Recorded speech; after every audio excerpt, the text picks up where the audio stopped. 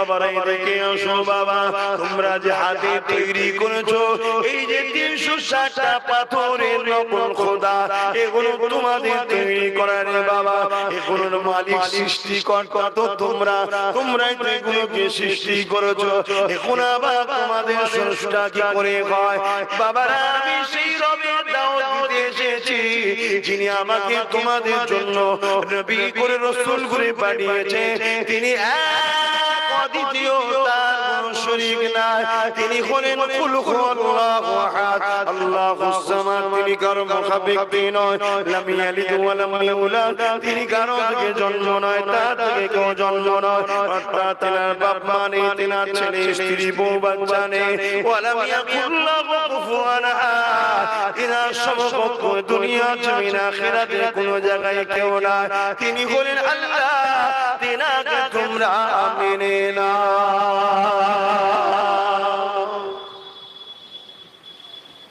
কেউ মানছে না। দ্বিতীয় দিনে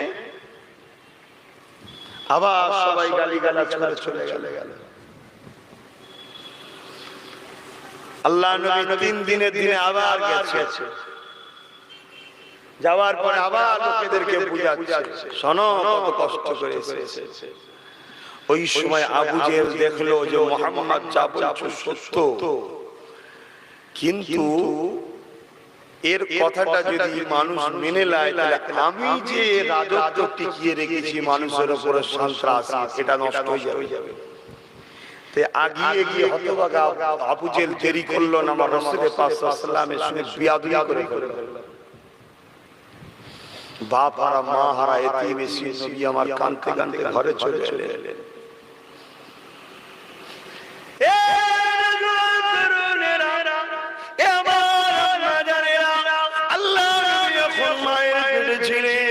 সমাজ যখন নবী আমার মায়ের পেটে দুনিয়া জমিন থেকে হযরতে আব্দুল্লাহ আমার নবী পাকের আব্বা জানেন দেগাল করেছিলেন।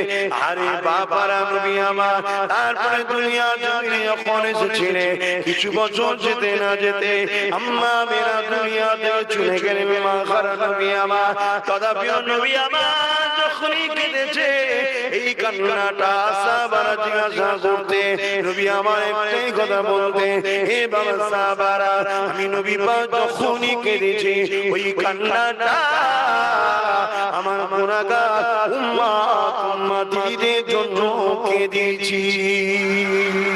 কেননা আমি নবী জাহান্নাম থেকে এসেছি, আমার আল্লাহ জাহান্নামটা কত কোটি, আমি নবীকে আল্লাহ রাহমাতুল লিল আলামিন করেছে। আমি নবী চাই আমার উম্মতি গুলো আল্লাহ জান্নাতি যেন হয়ে যায়। এই জন্য আল্লাহর কাছে কাঁদি, ও আমার আল্লাহ পাক আমার উম্মতি গুলোকে জাহান্নামে দেবে না।